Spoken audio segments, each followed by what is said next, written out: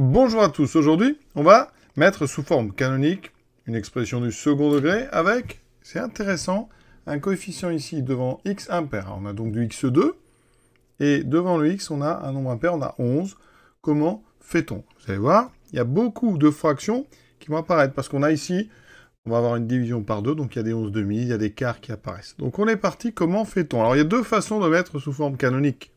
La première, directement, en ligne, comme ça, en transformant, en utilisant ce qu'on appelle la complétion du carré, ou alors en utilisant le cours. Je rappelle quand même qu'une forme canonique peut être une forme où vous avez ici le coefficient A, le coefficient qui est devant x au carré au début, fois x moins un réel alpha au carré, plus un réel bêta. Voilà. On peut trouver alpha, c'est le cours. Alpha, en fait, on sait qu'il vaut moins b sur 2a. Donc ici, on fera ça dans un deuxième temps, en utilisant le cours. Donc, première méthode, tout d'abord, je pars de x carré, moins 11x plus 14. Je vais appeler ça f de x, c'est l'expression d'une fonction f. X carré, moins 11x plus 14. Alors, il y a toujours les mêmes étapes. Tout d'abord, on regarde ce qu'il y a devant x carré. Ici, vous voyez que c'est un 1, donc on est en bonne position pour commencer. Ça veut dire qu'ici, on va regarder x carré moins 11x. C'est le début d'un carré. Donc, vous savez normalement que moins 11x, c'est le double produit. Ça veut dire que dans votre carré, vous allez prendre le nombre moins 11 et vous allez le diviser par 2. Donc ça va faire moins 11 demi. On va donc ici écrire x moins, et au lieu d'écrire 11, on met 11 demi. On ferme et on met un carré. D'accord?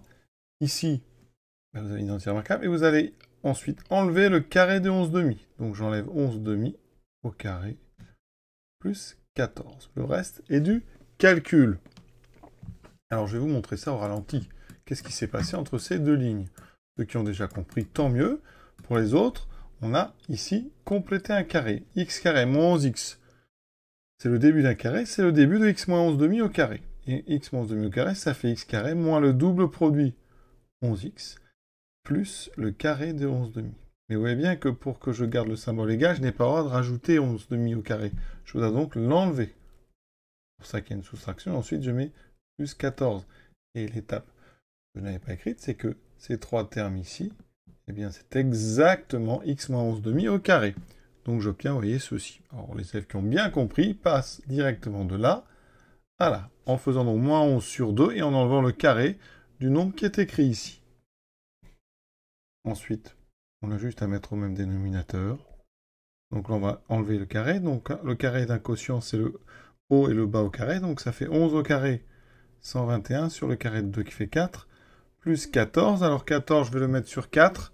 Je multiplie en haut et en bas par 4. 14 fois 4 sur 4. 14 fois 4, ça fait 28 fois 2, 56. Sur 4, on n'a plus qu'à ajouter. Alors ça va faire une soustraction. J'ai donc x moins 11 demi sur 2. Donc ici, ça fera moins. Alors 121 moins 56, on fait par exemple 121 moins 60, ça fait 61 plus 4, ça fait 65. On a terminé cette mise sous forme canonique directement. Vous voyez, c'est pas si simple. Alors je vais la noter.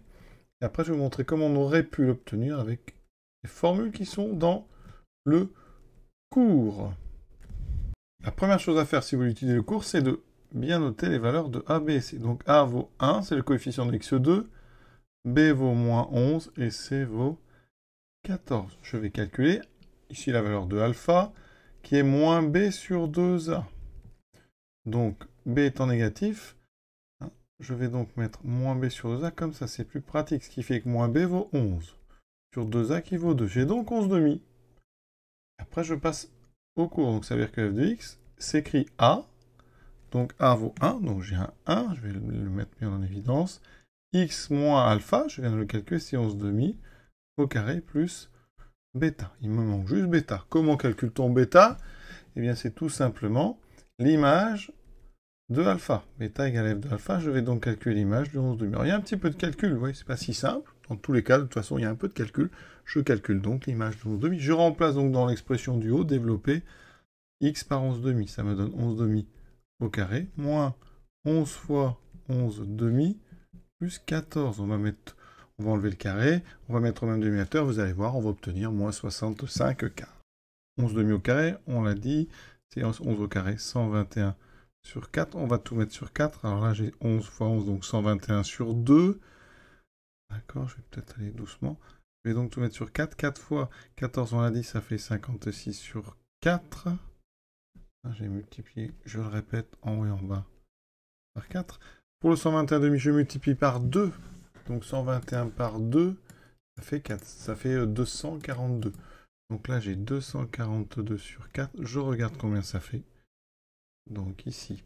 Alors, 121 moins 142, ça fait moins 121 plus 56. Et moins 121 plus 56, on l'a vu tout à l'heure, ça fait moins 65. Donc j'obtiens bien exactement moins 165 quarts.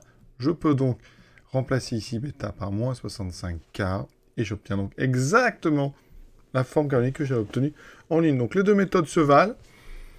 Il faut, je dirais, savoir faire les deux. Et ensuite, en fonction de votre prof, eh bien, vous lui demandez un petit peu quelle méthode il peut faire. Moi, personnellement, je préfère la première parce qu'elle est directe. On n'a pas à prendre de formule. Ça se fait comme ça en ligne. Alors, on a des petits isomèmes d'émulateurs. Vous voyez que c'est les mêmes dans les deux techniques.